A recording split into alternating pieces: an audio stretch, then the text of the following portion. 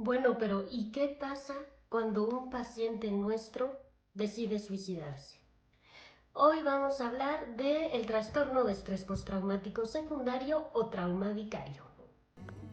Este es el nombre que se le da a esta situación donde el personal de salud o el profesional de salud mental empieza a experimentar sintomatología similar a la del estrés postraumático sin haber sufrido un trauma directamente.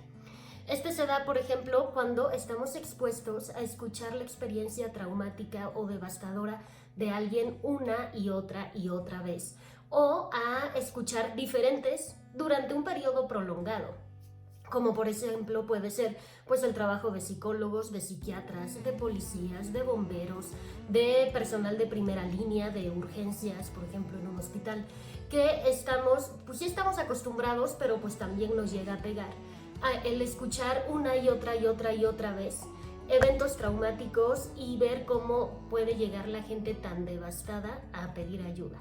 Al final del día, si nosotros como personales de la salud no buscamos nuestra propia ayuda, nuestra propia terapia, nuestras propias supervisiones, vamos a estar guardando todas estas experiencias que nos están contando y al final del día el cuerpo va a pasar la factura y la va a pasar por medio de esto que le llamamos trauma vicario o trastorno de estrés postraumático secundario. ¿Cuáles son los síntomas de este trauma vicario? Bueno, pues la persona va a empezar a experimentar síntomas similares a los del estrés postraumático, como pueden ser pensamientos intrusivos, flashbacks de los relatos que incluso pudiste haber imaginado, ¿no?, la escena mientras te la contaban, irritabilidad, cambios de humor, insomnio. A lo mejor empiezan a evitar lugares donde ocurrieron estas situaciones, aunque a ellos ahí no les haya ocurrido nada. Empiezan a tener a lo mejor dificultad para dormir, ansiedad, y empiezan evidentemente a desarrollar los síntomas físicos que todo esto conlleva: sudoración, taquicardia, dificultad para mantenerse tranquilo, entonces están mueve y mueve, están hiperalerta, temblores, todo esto como si ellos mismos lo hubieran vivido. Y por eso es bien importante que como profesionales de la salud mental estemos bien conscientes de cómo somos nosotros normalmente, para poder detectar cuando hay una anormalidad, una anomalía, y decir, ok, esto no es mío, aquí algo está pasando, estoy agarrando sintomatología que no me corresponde de un trauma que tampoco es mío. Y es el momento de buscar, bueno, se supone que siempre tenemos que estar en terapia, pero de buscar ayuda en esa terapia o con el psiquiatra y decir, oye, esto no es mío, te lo voy a echar porque no lo puedo tener yo cargando. Y el otro terapeuta a su vez va a ir con otro psicólogo y se lo va a ir a echar. Y a su vez ese otro va a ir con otro, y es una cadenita de psicólogos que se van desahogando con el siguiente y el siguiente, para ellos no tener que cargar esto y que al final del día vayan a desarrollar el tan famoso y temido trauma vicario. Pero ¿qué pasa en el momento en que ya no solo el trabajo se queda en una experiencia traumática que te contó un paciente o en muchas de varios pacientes, sino que ya uno de ellos decidió terminar con su vida, desuscribirse de la vida, visitar a San Pedro, colgar los tenis, irse al cielo o como ustedes quieran llamar, a la mitad del proceso, ¿no? O sea, el paciente se suicida y dice, ya no más. ¿Qué pasa con el terapeuta? Bueno, pues acá el terapeuta va a vivir varias situaciones que, si no está bien supervisado, si no tiene buen control de sus emociones, si no tiene una buena terapia y sobre todo si no tiene experiencia, pues pueden afectar su salud mental, emocional, pero también la calidad de su trabajo. Porque no es lo mismo que se te suicide un paciente, se muera y tú tengas que continuar trabajando con pacientes que tienen ese riesgo, a que simplemente el paciente haya dejado de ir y ya no supiste nunca, ¿no? Si lo hizo, si no lo hizo, simplemente se dio de alta solo y ya está. Ahí como que emocionalmente no te afecta nada y te puedes consolar diciendo, ay, bueno, seguro está bien, ¿no? Ya, no pasa nada, ha de estar bien, ha de estar bien. Pero ya cuando te confirman, no, sí se mató, y tienes otros pacientes que también están en riesgo, ahí sí la salud física, mental, emocional y laboral del terapeuta están en riesgo. Y es que aquí sí puede llegar el trauma vicario con toda la sintomatología que ya les platiqué, pero además va a venir con sentimientos de culpa, con sentimientos de a lo mejor no soy suficientemente buen terapeuta, con este tipo de pensamientos de ¿qué me faltó? ¿Dónde me equivoqué? ¿Qué más pude haber hecho? ¿Dónde estuvo el error? Incluso puedes repasar en tu mente las sesiones y decir dónde estaba el mensaje que yo no alcancé a leer, cómo lo pude haber evitado, o regresar al expediente y revisar, ¿no? ¿Desde qué momento me lo dijo? ¿Por qué no me di cuenta? Y evidentemente culpabilizarse, cuando en realidad pues no podemos llevar la culpa, porque el terapeuta hace su trabajo, sí, pero no tiene control sobre las decisiones que el paciente va a tomar fuera de la consulta. El terapeuta va, hace lo que puede, aplica sus técnicas, sus conocimientos y muy bien, pero lo que el paciente haga ya fuera de la consulta, pues eso el terapeuta no lo puede controlar. Y eso como profesionales de la salud mental tenemos que tener bien claro. Tú haces lo mejor que puedes en la hora de terapia.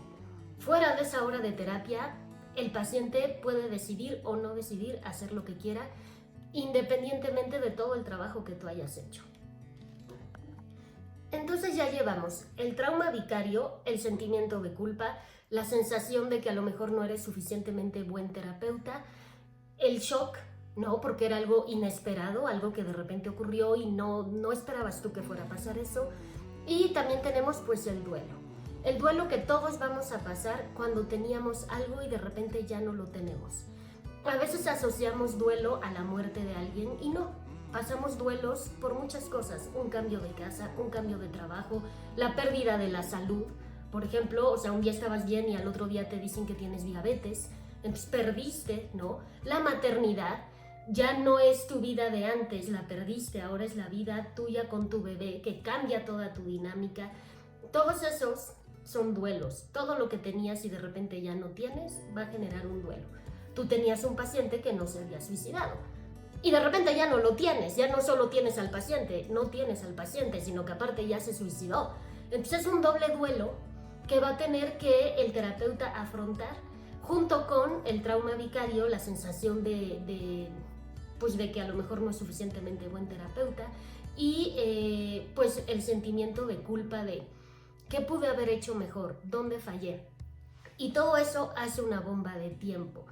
Evidentemente esto va a afectar la relación con otros pacientes, evidentemente va a afectar su profesionalismo, su trabajo, porque la mente del terapeuta está en otra cosa. Entonces va a atender a sus pacientes, a lo mejor sí, pero a lo mejor no de la mejor manera porque en su mente está pasando todo esto y físicamente pues tampoco te sientes bien. ¿No les ha pasado cuando tienen mucha tristeza por algo, que sienten un hoyo aquí o en el estómago, que se sienten como vacíos? A mí me ha pasado que incluso me siento como si me moviera lento, ¿no? Y ya cuando se te pasa la tristeza, ya, no es que te muevas lento, es que estás tan triste que así se siente. Obviamente todo eso va a afectar también la labor profesional del psicólogo con los demás pacientes. Y por eso es bien importante que el psicólogo siempre esté en terapia, que el psicólogo tenga una buena red de apoyo profesional, porque de ahí es de donde nos podemos agarrar para usarlo de salvavidas y poder seguir funcionando y que no nos afecte tanto. ¿Qué aumenta la probabilidad de que este trauma vicario se presente en el caso de un suicidio?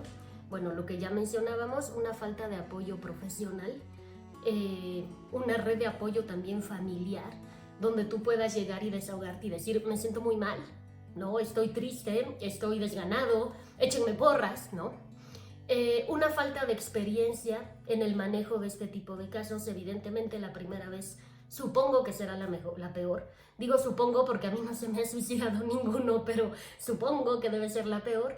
Y también vamos a tener que, si el terapeuta tiene un historial personal de trauma, de muerte, de un duelo, que a lo mejor fue muy complicado, incluso si ya lo tiene bien trabajado en terapia, pues puede como que reactivar esto que ya estaba tranquilo, que ya estaba dormido, y eso también puede afectar negativamente.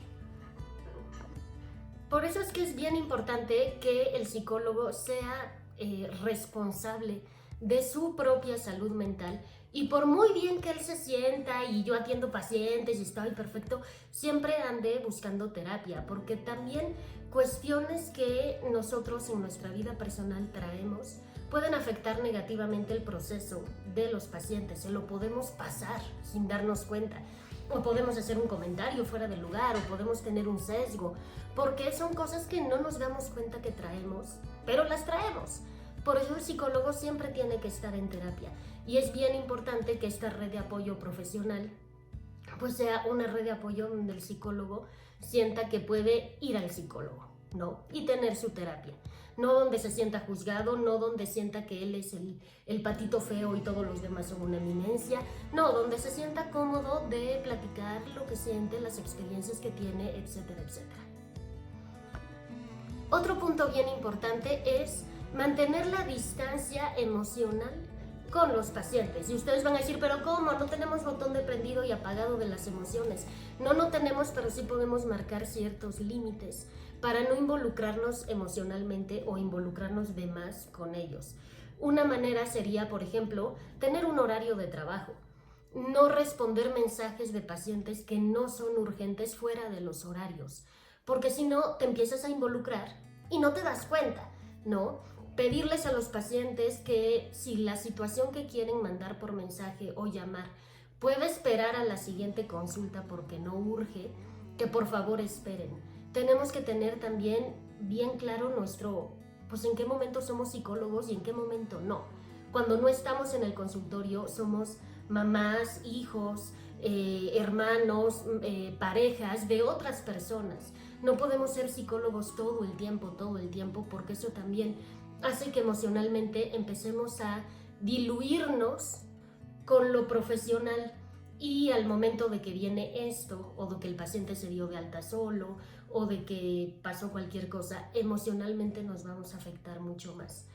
Y yo no sé, los que me ven aquí que son pacientes míos, ¿cómo sienten ustedes? Yo sé que a lo mejor sienten muy feo cuando me escriben a una hora fuera del horario, digamos un domingo o 10 de la noche, y automático WhatsApp les devuelve un mensaje de gracias por comunicarte, el horario de atención está a tal hora, por favor, solamente emergencias fuera de ese horario. A lo mejor ustedes lo sienten como así, como hostil, como feo, pero es que es la verdad, porque ya por experiencia también sé que si no, el paciente siente que puede escribir sobre cualquier tema, aunque no sea tan importante, y pueda esperar para la siguiente consulta a cualquier hora. Entonces sonaba el teléfono de madrugada, en fin de semana, para cosas que de verdad no tendría yo por qué atender en ese momento porque no eran emergencias.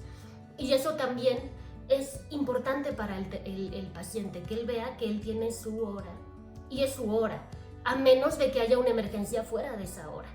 Porque si no, te empiezas a enredar emocionalmente con el paciente y ahí viene el problema. O no descansas nunca, porque nunca eres la mamá de, la esposa de, el hermano de, siempre es la psicóloga, ¿no? Todo el tiempo, 24/7. Y eso también emocionalmente nos va a terminar afectando. Y eso va a terminar afectando nuestro trabajo. Así es que chicos, si ustedes son terapeutas o van para terapeutas, acuérdense bien marcar sus límites y tener siempre su terapia y su red de apoyo profesional. Y siempre en mente que ustedes pueden hacer un trabajo excelente, pero fuera de consulta lo que el paciente decida ya no es un tema de ustedes, no podían controlarlo. Y si ustedes son pacientes, por favor tengan en cuenta que no somos psicólogos 24 horas, que también necesitamos espacios, tiempo, relajarnos, desconectarnos, olvidarnos, para darles un mejor servicio. No es que seamos sangrones, es para darles un mejor servicio, que tenemos que descansar, desconectarnos, olvidarnos. Entonces sí pueden mandar mensajes, bueno, por lo menos a mí, pero si son una emergencia. Si no, y puede esperar para el día de su consulta, estaría buenísimo. También eso es importante, tanto para el paciente como para el psicólogo. En fin, espero que les haya sido de utilidad esta información. Como ven, el trabajo del psicólogo no es nada más me siento a escucharte.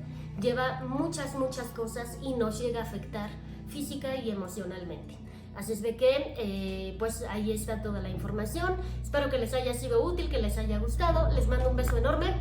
Gracias por seguirme acá, YouTube, Facebook, TikTok, Spotify y ¿qué más? Y creo que ya. Pórtense muy bien, chicos. Bye, bye.